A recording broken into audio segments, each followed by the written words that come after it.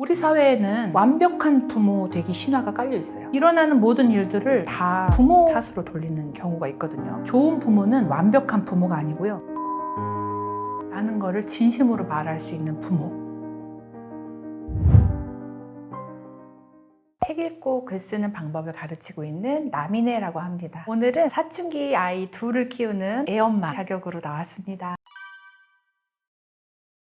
제가 갖고 있는 데이터는 필드의 야생의 데이터예요. 엄마들의 입에서 나오는 데이터. 이렇게들 표현을 하죠. 애가 눈빛이 획가닥. 애가 눈빛이 달라진다. 이게 첫 번째 사인이에요. 이 사춘기 시작되는 사인은 정확해요. 우선 애가 눈빛이 앞으로 안 보고요. 흘겨봐요, 엄마를. 이게 첫 번째 사인. 두 번째 사인. 말만 하면 짜증입니다.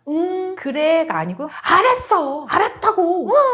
그러니까 응이 순순하게 안 나와요. 그게 엄마를 괴롭게 안 만들 것 같지만요. 가장 사랑하는 존재가 나를 너무 귀찮고 짜증스러운 존재로 나를 대한다? 그러면 계속 여기를 맞는 느낌이에요. 또 한 자리만 많이 때리면요. 나중에 걷잡을 수 없이 아파요. 어느 순간에 그 짜증이 쌓이고 나면은 엄마가 이렇게 말을 할 수밖에 없어요. 내가 네 하녀니? 네 눈엔 내가 사람도 아니니? 네 친구들한테는 대꾸도 그렇게 잘하면서 왜 나한테는 그렇게 함부로 대하니? 나도 엄마 있어. 나도 귀한 사람이야. 엄마한테 가까운 사람한테 가족한테 함부로 대하고요. 그 다음에 후드를 쓰고 다녀요. 상당한 거북목이 됩니다. 후드를 쓰고 얼굴을 보이면 뭐 큰일 나는 것처럼 자기가 뱀파이어예요? 햇빛을 볼 수가 없어요. 맨날 구부러져서 제가 이렇게 이 옆살을 보여드릴게요. 구부러져서 이 자세를 합니다. 구부러져서 이 목과 이 몸의 자세 각도를 잘 기억하세요. 이렇게 되면 엄마는 어머 저거는 거북목이야 이렇게 생각이 드는데 그 자세를 항상 유지하는. 땅 파고 들어갈 것 같아요. 아니면 화면 파고 들어갈 것 같아요. 핸드폰 그냥 눈앞에 갖다 붙이지 그래? 약간 이런 생각이 들어요. 그래서 눈빛과 말투와 자세가 바뀐다. 이게 사춘기가 왔구나 싶은 징후입니다.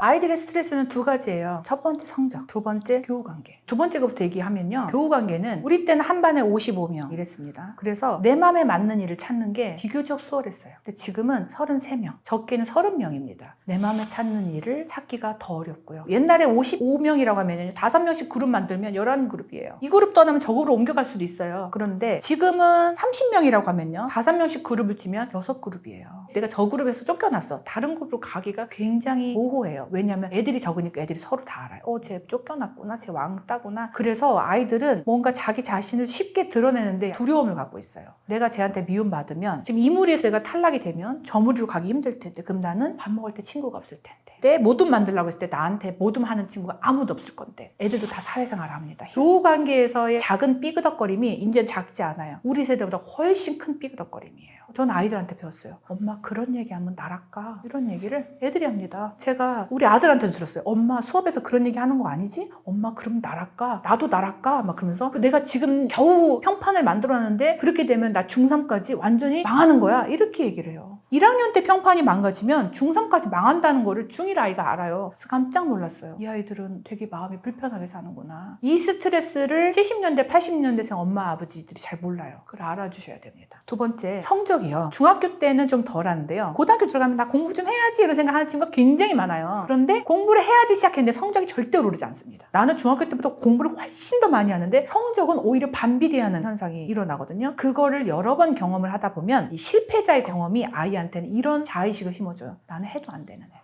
게다가 전과목 수행평가를 4월에 봐요. 5월에 중간고사 봅니다. 그 다음에 바로 연달아서 기말고사 있어요. 성적표 쫙 나오는데 그 사이에 3모, 5모, 6모 이렇게 시험 모의고사 있습니다. 나를 테스트하는 것들이 엄청 많은데 수행 준비하는 거하고 내신 준비하는 거하고 수능 준비하는 거하고 공부의 결이 달라요. 예를 들어 이런 거죠. 애는 밥 좀 먹으려고 하는데 엄마가 야 양치해라. 양치 좀 하려고 하는데 엄마가 야 이리 와 청소해라. 청소 좀 하려고 하는데 야 이리 와서 이것 좀 설거지해라. 약간 이런 느낌이에요. 그러면은 처음에는 막 하려고 하다가 나중에 일이 밀려요. 그러면은 에라이 나는 모르겠다. 나보고 일을 해내라는 거야 말라는 거야. 이런 콩쥐의 심정이 되는 거죠. 절대로 잔치 전에는 할 수 없는 벼 석섬을 네가 다 해라. 불가능한 미션을 주고서는 다 해라. 공부를 못하면 대학도 못 가보면 나는 이미 루저 낙인이네. 확정이네. 이런 생각을 하게 돼요. 그래서 저는 아이들한테 실제로 듣는 게 경쟁이 너무 심해요. 해도 안 돼요. 말하면서 우는 나이 사춘기 아이를 봤기 때문에 그런 부분이 좀 아쉽네요. 제가 서울대 학생들한테 자기네 수행한 거 수시 준비하고 정시 준비하고 힘들게 했던 거를 제가 그래서 힘들었지. 니네 고생 참 많이 했다. 자, 근데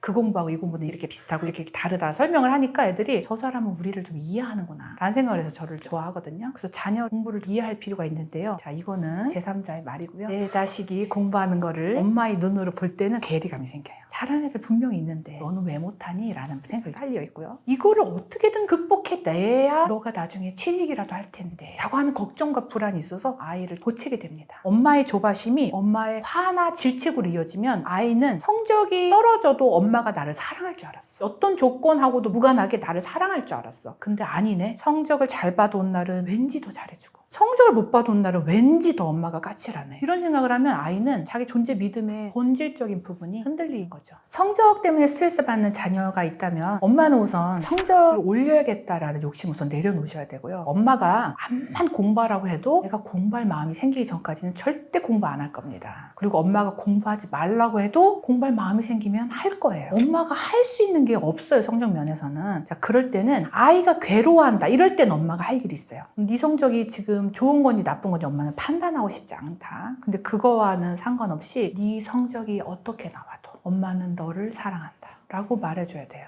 근데 들어오자마자 뭐 이거 사봤지? 성적 얼마큼 맞았어? 수학 등급 올랐어? 안 올랐어? 이렇게 하는 엄마가 태반이거든요. 근데 아이가 성적표 가져오기 전까지는 물어보지 마세요. 아이가 성적 때문에 입을 쓰고 운다 그러면 들어가서 성적이 뭐가 중요해? 중요하죠. 그런데 성적이 뭐가 중요해? 하나도 중요하잖아. 겁나게 중요합니다. 그렇지만 하나도 중요하잖아. 엄마는 성적보다 네가 훨씬 더 소중해. 이 말을 자꾸 해주면요. 엄마 스스로도 그게 다짐이 돼요. 아, 얘 성적에 하지 말아야겠다. 나한테 소중한 건 이 아이다. 이 아이는 공부 잘한 아이가 돼서 내가 밖에 나가서 자랑하려고 낳은 아이는 아니다. 이 아이 존재 자체로 사랑할 사람은 세상에 내가 1등이에요. 이 아이가 성취하고 상관없이 이 아이의 사회적 지위에 상관없이 이 아이를 누가 제일 사랑할래 할 때 내가 1등을 해야겠다. 이 생각을 하셔야 되거든요. 아이가 아기 때는 그 생각을 누구나 합니다. 세상에서 이 아이 사랑하는 걸로 1등이지. 근데 아이가 잘하면 잘할수록 자꾸 잡념들이 끼어들어요. 애가 이런 것도 해주면 좋겠고 저런 것도 해주면 좋겠고. 첫 마음으로 자꾸 돌아가야 돼요. 필터를 돌려야 되는데 그게 쉽지가 않습니다. 누군가 나한테 옆에서 하루에 한 번씩 말해줬으면 좋겠어요. 자, 남이네. 너 자식이 소중해 안 소중해? 소중하죠. 자, 성적보다 더 소중해? 네, 소중하죠. 그걸 잊으면 안 돼. 이거를 믿고 지지할 최후의 인간이 누구예요? 네, 접니다. 이거를 마음속에 다짐을 하셨으면 좋겠습니다. 공부 잘하는 아이들도 사춘기 때 엄마랑 싸운 애들이 제법 있어요. 그리고 너무 놀라운 게 중학교 때 공부 하나도 안 했는데요? 라고 하는 애도 있어요. 그러니까 선생님 마음 편히 가지세요. 이런 애들도 있거든요. 제가 애들하고 이제 개인적으로 카톡도 하고 좀 친해요. 친해서 물어봤어요. 우리 아이가 게임하고 핸드폰에 너무 빠져 사는데 와이파이를 잘라버릴까? 이렇게 물어봤어요. 그랬더니 애들이 전원 내비두세요. 지가 실컷 할 때까지 내비두세요. 지치면 안 할 거예요. 라고 했거든요. 자, 이게 정답이에요. 근데 몇 명이 다시 절 찾아와서 그렇지만요 선생님 잔소리는 계속 하셔야 돼요. 왜냐? 본인 어머니가 와이파이를 자른 적이 있대요. 나중에 지나고 보니까 엄마가 그때 자기를 말려줘서 그때는 정말 치가 떨리기 싫었는데 자기가 서울대 온 것도 있다는 거예요. 그래서 그거는 아이마다 좀 다릅니다. 저는 중학교 때 아이가 게임을 한다고 하면 전혀 간섭하지 않는 편이었어요. 밤새 게임을 해도 오히려 뭘 사달라고 하면 그래 사주는 편이었거든요. 근데 지금 그게 옳은 거였나는 고민이 돼요. 둘째는 단속을 하고 있습니다. 핸드폰은 공용 공간에 아빠 핸드폰, 엄마 핸드폰, 아들 핸드폰 딸은 포기를 했고요. 이렇게 3개를 놓고 필요할 때만 서로 가져가서 쓰고 갖다 놓는 거를 하고 있어요. 아들 아직까지는 좀 지켜주고 있는데 점점점 이 아이 도파민이 핸드폰하고 자꾸 연동되는 게 느껴져요. 애가 화장실 갔는데 안 돌아와요. 몰래 가서 핸드폰 보고 있어요. 냉장고 잠깐 물 마시러 갔는데 이 녀석은 핸드폰 하고 있어요. 우리 핸드폰 안에 있니? 약간 이런 생각이 드는 거죠. 그래서 핸드폰하고 게임은 아이들 스스로 자제하는 아이는 정말 드물구나. 만약에 공통적으로 하나만 선택하라고 하면 저는 엄마가 절제를 좀 시키는데 관여를 해야 된다라고 생각을 합니다. 제가 서울대 애들하고 사춘기에 대해서 얘기를 하다가 발견한 공통점이 있어요. 기다려달래요. 자기를 믿어달래요. 자기가 방황하고 있을 뿐이니까 의심하지 말래요. 방황할 시간을 달라고 하더라고요. 예를 들어 고치에서 나비가 나오려고 하는데 그걸 못 기다려서 이렇게 도와줘 버리면 나비가 제대로 날개를 펴지 못하잖아요. 그런 말을 하는 것 같아요. 근데 기다리는 게 얼마나 어려운 건지 경험해 본 사람은 알 거예요. 술 마시러 가서 돌아오지 않는 남편 새벽까지 기다리기, 잠수 탄 남친 연락 기다리기, 임금체불하는 사장님이 월급 언제 이체해준다 기다리기 힘들죠. 그런 기다림 중에서 제일 기다리기 힘든 건 우리 아이가 방황을 끝내고 다시 엄마 나 돌아왔어 라고 말하는 순간을 기다리는 거예요. 왜 그게 힘드냐면요, 그 기다림의 끝이 언제 올 줄 몰라서예요. 누군가가 말해줬으면 좋겠어요. 띠딕 이렇게 애한테 딱 측정을 해주고 이 아이는 2026년 8월 15일에 사춘기가 시작이 돼요. 정확히 3년 후에 끝납니다. 라고 하면 엄마는 3년 동안 그래 난 기다려야지 생각할 수 있을 것 같은데 어떤 아이는 1년, 어떤 아이는 5년, 6년 가기도 해요. 그 기다림이 끝이 없다는 게 가장 힘든 이유인데요. 제가 정확하게 말씀드릴게요. 끝은 납니다. 이 책을 만들게 해주신 가장 큰 1등 공신이신 저희 큰 아이도 사춘기가 끝났습니다. 그러니까 남인의 말을 믿자. 언젠간 끝난다더라. 안 끝날 것 같은데 그럼 다시 한번 유튜브를 보자. 끝난다더라. 믿어보세요. 언젠간 끝납니다. 부모와 자녀 간의 대화가 없어서 사춘기가 생기는 게 절대로 아닙니다. 사춘기가 와서 대화가 없어지는 거예요. 그리고 의도적으로 말을 걸 수 없어요. 애가 대화를 거부합니다. 이때 아이가 원하는 것은 나를 내버려둬. 이런 거거든요. 근데 엄마는 항상 아이를 바라보고 아이를 챙기고 아이한테 대화하는 게 습관이 돼 있어요. 이거를 한 시집의 제목도 있는데 사랑의 습관. 사랑의 습관이 몸에 배어 있는데 해석이 전혀 달라요. 아이는 그게 잔소리의 습관이라고 생각을 합니다. 엄마는 사랑인데 아이는 잔소리. 그래서 이때부터는 급격하게 말을 줄여야 됩니다. 아이가 말 먼저 하기 전까지는 말하지 않아야 하는데 그거를 참기가 너무 힘들어요. 왜냐면 짝사랑하는 기분이거든요.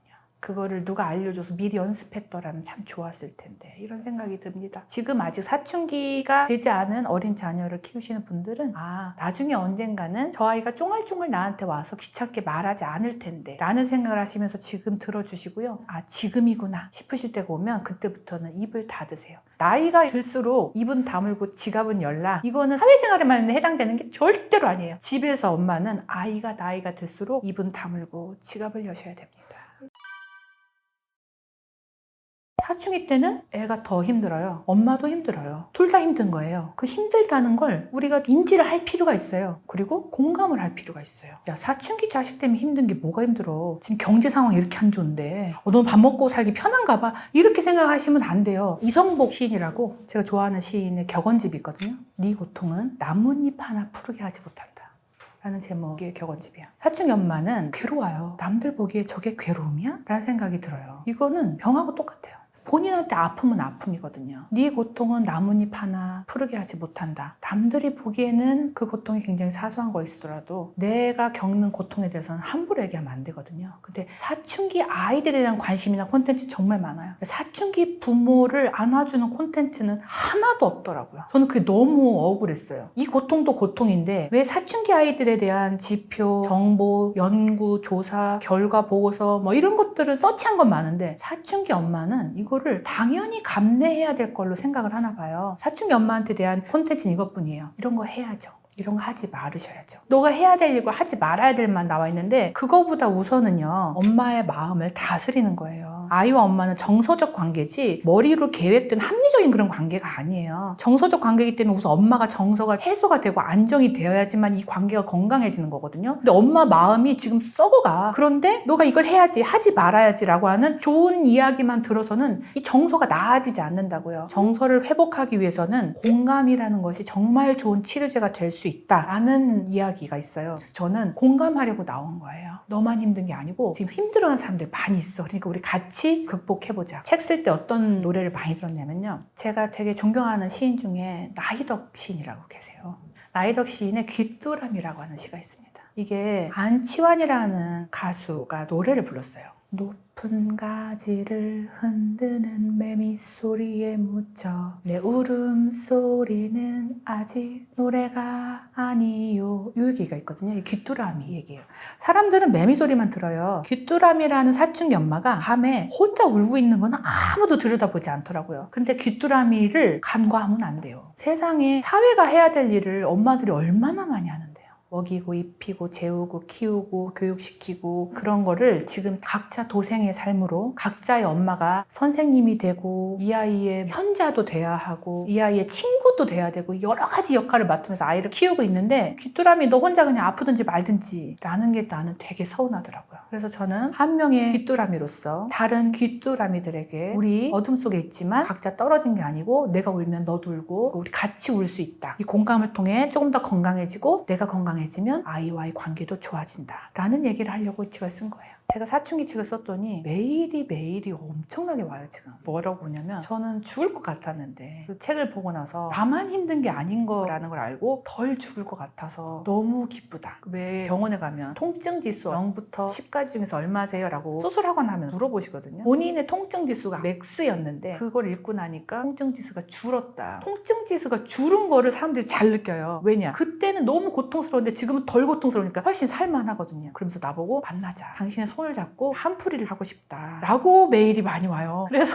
저는 그 메일 지금 답장을 다 해주고 있거든요. 사람은 자기가 뭔가 의미 있는 일을 하고 있을 때 삶의 가치가 있다라는 생각하는 경향이 있거든요. 그런데 아이가 자꾸 엄마를 무시를 해요. 그러니까 내가 지금까지 키운 게 헛수고구나 라는 생각. 내가 지금까지 10몇 년을 양육을 했는데 나의 이 10몇 년이 통째로 부정당하는 느낌 때문에 굉장히 스스로 존재가 지워져서 힘들거든요. 나의 아이는 나를 무의미라고 부르는데, 그러면 나 스스로를 누군가 의미로 생각을 해줬으면 좋겠어요. 내가 의미구나 라는 것을 깨닫는 작업이 필요해요. 그래서 저는 제 친구 엄마 중에 본인 자녀를 서울대를 보내셨어요. 그래서 저를 좋아해요. 그런데 그분은 서울대 안 나오셨는데 자녀분 서울대 보냈다는 게 큰 자부심이거든요. 근데 저를 만나면 훈수를 두세요. 나는 이렇게 해서 서울대를 보냈는데 너는 왜 그거를 못하냐. 이런 엄마는 만나시면 안 돼요. 그런 엄마 말고 같은 귀뚜라미를 찾으세요. 귀뚜라미는 귀뚜라미하고 같이 있을 때가 가장 좋습니다. 야 너도?를 하세요.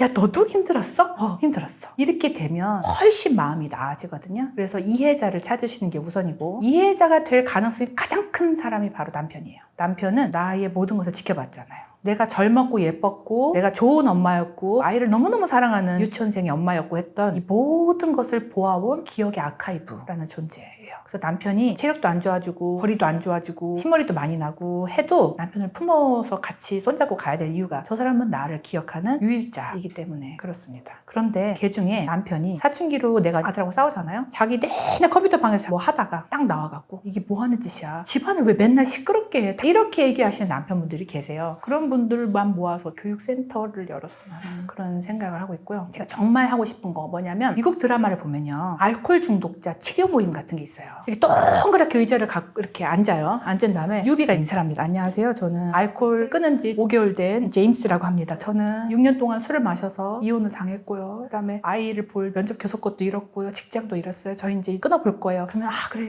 힘내보세요 하면서 한 달 버티 메달도 걸어주고 이런 알코올 중독자 모임이 있거든요. 그래서 저는 사춘기 엄마 모임이 저렇게 있었으면 좋겠다. 왜냐면 집에 얘랑 같이 있기 싫거든요. 동그랗게 우리끼리 앉아서 안녕하세요. 저는 양천구에서 온 고이 엄마예요. 제가 지금 사춘기 몇 년 차고요. 저 화 안 낸 지 금주 한지 3주 차입니다. 그러면 양천구 고이 엄마 환영해요. 서로 이야기를 나누는 이런 마음의 포트럭 파티를 했으면 참 좋겠다. 이게 공동체의 기능이고 우리가 같이 살아가는 사회를 더 아름답게 만드는 일이다 라는 생각을 합니다. 그래서 저는 이 커뮤니티를 만들고 싶어서 실제로 내가 파티장이 되고 파티원들을 모아서 날마다 눈물의 파티를 하고 한 번씩 허그해주고 헤어지고 이런 생각을 해본 적도 있어요. 멋지지 않아요? 관심 있으신 분은 밑에 있는 연락처로 연락해 주시기 바랍니다.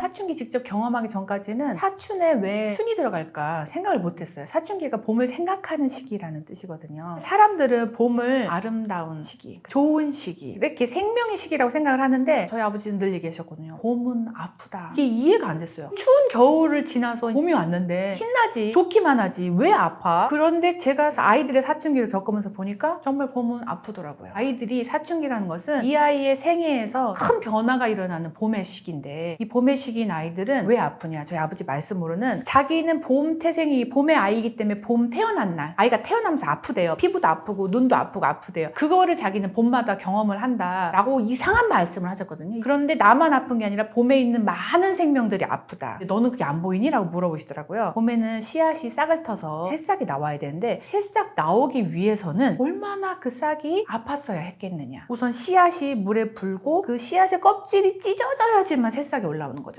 그 새싹은 자기 머리로 딱딱하고 무거운 흙을 밀고 올라와야 되는 거잖아요. 그러면 새싹은 머리가 얼마나 아프겠고 씨앗은 자기 표면이 얼마나 아프겠고, 그 아픈 시기를 모르고 어머 새싹이 피었네 예쁜 것만 보지 마라 라고 얘기를 하셨거든요. 근데 정말 그래요. 우리 아이들 사춘기 때는 이 아이가 씨앗에서 자기 스스로의 뭔가가 발화되는 시기입니다. 발화되는 거는 엄마 눈을 보기엔 조금밖에 없어요. 근데 그거를 틔우려고 이 아이는 끙끙거리면서 딱 밑에서 고생하고 있다는 거죠. 그래서 사춘기는 참 힘든 시기구나. 애만 힘들어요? 엄마도 힘들어요. 엄마는 아이를 뱃속에 품었었잖아요. 한 사람 안에 심장이 2개 뛰는 경험을 해보는 게 기적 같은 일이에요. 아기가 뱃속에 있으면 의사 선생님이 이렇게 심장 소리를 들려주거든요. 그때 엄마들이 대부분 아이에 대한 사랑이 빠져버려요. 심장 소리가 내 심장하고 다르게 뭔가 지직 두근두근. 그럼 엄마는 그때부터 우리의 세계는 이미 하나구나, 연결이 돼 있으니까 이런 생각을 하게 됩니다. 그래서 아기가 유치원 가면요, 엄마 눈에는 유치원 가방 맨 애들밖에 안 보여요. 아기가 초등학교를 가면요, 엄마는 초등학교에서 학교에서 막 쏟아져 나온 애들, 쟤는 1학년인가 2학년인가, 아이가 군대 가서 2등병이 되면 엄마 눈에는 세상에 2등병밖에 안 보여요.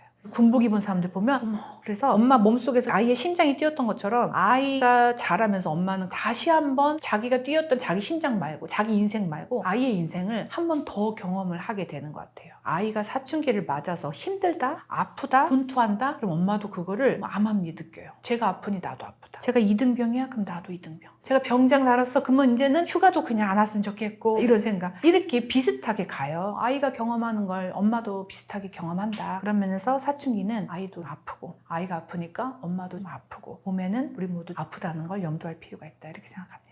제가 세상에서 제일 편하고 저한테 잘해주는데 제가 제일 못해준 사람이 저희 아버지거든요. 여기도 그런 얘기가 나와요. 내가 아버지한테 했던 거를 내가 지금 우리 딸한테 고스란히 받았어. 제가 아버지한테 화가 날 때가 있거든요. 예를 들어 엄마가 싫어하는 일들을 하신다던가 본인 건강을 너무 안 챙기신다던가 그런 게 있어요. 그러면은 아버지한테 잔소리 막 쏘아 붙일 때가 있어요. 그러면은 우리 아버지가 항상 가만히 이렇게 쭈그려 갖고 이렇게 들으시고 말을 다 이렇게 받으시고 내 얼굴을 들으신 다음에 살살 해줘, 아버지잖아, 이렇게 마무리를 항상 하셨어요. 그거를 제가 제 딸한테 하네요. 내 아가 네가 어떻게 그래, 네가 어떻게 나한테 이래, 내 살을 찢어 너를 낳았어. 물론 네가 낳아달라고는 안 했지. 내 30대와 40대를 바쳐 너를 키웠어. 그래, 물론 네가 바치라고는 안 했지. 난 제일 싼 생리대를 쓰면서도 네 수면 생리대는 손빨래 써. 너는 불편하다고 짜증냈지만 내 옷은 못 사도 너는 철마다 예쁘게 입혔어. 넌 알지도 못할 거야. 네 아빠 밥은 못 차려도 네가 좋아하는 반찬은 어떻게든 준비했어. 너는 당연하다고 생각하지. 네가 웃으면 내 세상이 덩달아 웃었어. 어린 너 똥오줌 다 받아내면서도 나는 임금을 섬기는 내시의 심정으로 상궁의 기쁨으로 살았어. 그런데 어떻게 이래? 나한테 어떻게 이래? 어떻게 나한테 눈을 흘기고 어떻게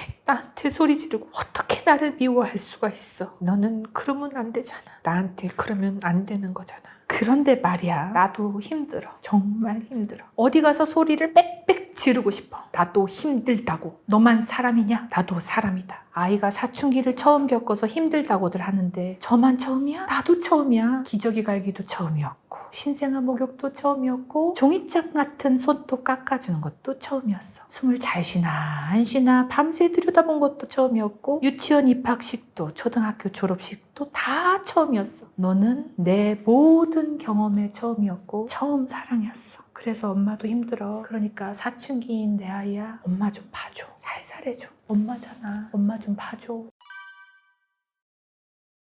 가출도 가출 나름이에요. 가출을 그냥 하는 애와 어떤 액션에 대한 반작용으로 하는 애, 2개로 나눠봐야 돼요. 그냥 가출을 재밌어서 하는 애는 멀리 간 거예요. 그 아이는 친구 따라서 가출하고 2박 3일 동안 어디 가고 누구네 집 여행 갔다 오면 그 집에 가서 비밀번호 알아내서 자고 오고 친구들이랑 같이 찜질방에 가서 2박 3일 동안 안 오고 하루를 넘기고 그런데도 본인은 평온하다. 이거는 조금 멀리 간 아이고, 보통의 아이들은 엄마가 화를 내거나 엄마가 혼내요. 너 게임하지 말라고 그랬지. 아침에 지금 못 일어나서 학교도 못 가고 이게 뭐 하는 짓이야. 방꼬라지가 저게 뭐니. 여기가 우리냐 방이냐. 학원 숙제 했니? 너 학원 안 갔다며. 왜 안 갔니? 이렇게 얘기하면 애가 집이 불편하니까 뛰쳐나가는 거야. 그러니까 받기 좋아서 나가는 애하고 아니 싫어서 나가는 애하고 약간 2갈래가 있어요. 근데 아니 싫어서 나가는 애들은 1단계 지하 주차장에 숨어 있습니다. 2단계 카드가 있다던가 아니면 현금이 있는 애들은 PC방을 갑니다. 근데 중학생은 PC방 10시까지거든요. 3단계 PC방을 갈 수가 없어. 근데 딴 데 가는 건 무서워. 그러니까 찜질방을 가요. 찜질방 요즘 너무 잘 돼 있어서 가면은 배불리 먹고 자고 할 수 있어요. 엄카를 쓰면서. 그런 경향의 가출이 가장 흔한 형태죠. 왜 나가냐? 엄마가 싫어서, 잔소리가 싫어서, 집이 불편해서 나가는 겁니다. 엄마가 놀래죠. 그리고 얼른 돌아오기만을 바라죠. 근데 이게 반복이 돼요. 주차장에서 PC방으로, PC방에서 찜질방으로 점점 더 원거리로 순례를 떠나는 가출 아이들이 있죠. 그리고 아이 마음에는 이게 있어요. 자기가 소중한 존재라는 걸 알아요. 근데 나한테 함부로 했다 이거지. 듣기 싫은 소리를 했다 이거지. 그러면은 엄마 너 한번 괴로워봐라. 하고 나 엄마 사랑 안 해! 이런 마음으로 보복성 가출을 하는 친구들도 있습니다. 저도 가출을 여기에는 한 번만 썼는데요. 가출을 한 3번 정도 했어요. 2024년도 설 연휴 때 집에 좀 있을 때 괴로워요. 왜냐면 사춘기 아이하고 설날에는 계속 같이 있어야 되잖아요. 이거 좀 어디 갔으면 좋겠어요. 스카를 가든지 학원을 가든지 학교를 가든지 갔으면 좋겠는데 너무 자신이 좀 모멸감이 느껴지더라고요. 그래서 나가서 멀리 걸어갔어요. 그러다가 검색을 했죠. 625에서 가장 싼 근방에 스테이 할 곳이 뭐가 있을까? 걔가 있는 집으로 안 들어가고 싶다. 검색을 했는데 신라 스테이가 98,000원이 뜨더라고요. 고민하다가 집에 돌아왔어요. 98,000원이면 마트에 가면 장 보면 얼마쯤 살 수 있는데 라는 생각이 들더라고요. 그래서 참자 하고서는 돌아왔었던 거. 그게 1차 가출. 한 3시간 정도 했었어요. 그 다음에 2차 가출은 그 길로 좀 더 걸어서 아는 엄마한테 전화를 했죠. 나 지금 가출했어. 동네 걷고 있는데 화장실이 급한데 너네 화장실 좀 써도 되겠니? 그랬더니 얼른 오라고 하더라고요. 그래서 그 집 가서 앉아있다가 온 게 2차 가출. 책에 쓴 거는 이제 3차 가출이자 마지막 가출. 그때는 한 녀석이 저한테 스트레스를 준 게 아니라 두 녀석이 같이 스트레스를 준 거예요. 더블의 스트레스를 받았습니다. 딸하고 아들을 키우는데 둘이 잘 싸워요. 요즘 말로 한다면 긁는다 그러죠. 서로의 것을 너무 잘하니까 긁어요. 누나도 여자냐? 너도 인간이냐? 막 이런 식으로 긁고 막 그런 게 왔다 갔다 하는데 제 마음속으로는 나는 지성인이다.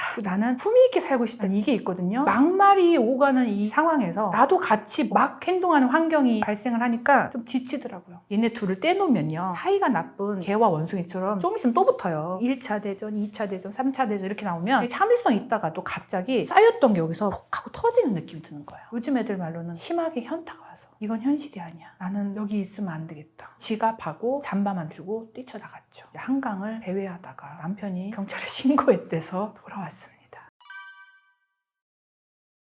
김여령 소설가의 우아한 거짓말을 보면 자식이 죽은 후에 자식이 잃은 엄마가 자식을 원망해요. 기집애야, 너는 나한테 신이고 종교였어. 이렇게 말하는 부분이 있거든요. 그거를 생각을 하세요. 제가 공부를 하든 안 하든 밖에 나가서 PC방을 가든 친구랑 막 톡을 하느라고 엄마한테 대꾸를 안 하든 나한테 에이 하지 말랬지 이렇게 짜증을 내든 우선 지금은 참자. 쟤는 사춘기 아픈 시기니까 저 아이는 나한테 신이고 종교니까 믿고 기다려보자. 우리 사회에는 완벽한 부모 되기 신화가 깔려 있어요. 그리고 모든 것의 원인을 부모한테 돌리는 경우가 있어요. 제도라든지 구조 거시적이고 안 보이는 원인이 원인일 수도 있는데 일어나는 모든 일들을 다 부모 탓으로 돌리는 경우가 있거든요. 그래서 부모들이 내가 지금 아이 때문에 힘들다. 내가 지금 뭔가를 잘못하고 있는 느낌인데 이런 거를 감추려고 해요. 제 책 읽어보신 분들은 너가 이렇게 솔직할 줄 몰랐어. 이 부분에서 좀 놀라시거든요. 근데 완벽한 부모는 없는 거예요. 내가 부모 된 것도 처음이었거든요. 배워나가는 과정인 거기 때문에 완벽해야 된다라고 하는 강박관념에서 좀 벗어나셨으면 좋겠어요. 좋은 부모는 완벽한 부모가 아니고요. 미안해, 고마워 라는 거를 진심으로 말할 수 있는 부모. 그리고 과거에 이걸 잘못했구나 라는 걸 알게 되면 변화해서 나도 더 잘할 수 있다라는 것을 받아들이는 부모예요.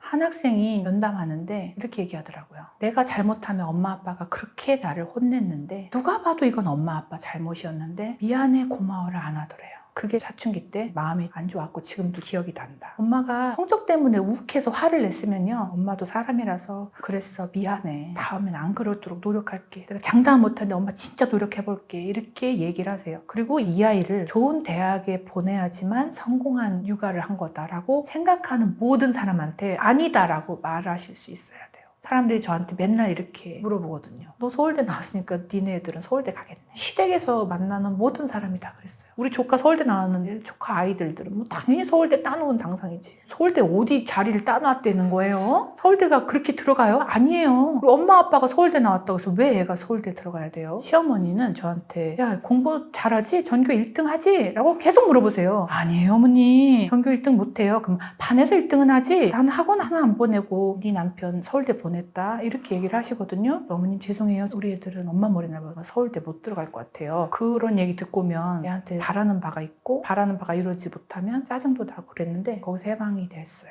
해방되는 동안 많은 위장장애와 많은 눈물과 3번의 가출과 크고 작은 싸움을 겪긴 했지만 둘째는 그런 시행착오 더 없이 사춘기를 덜 아프게 보내볼 계획입니다. 같이 견뎌보실 분, 같이 아이를 잘 사랑해 보실 분 여기 있어요. 감사합니다.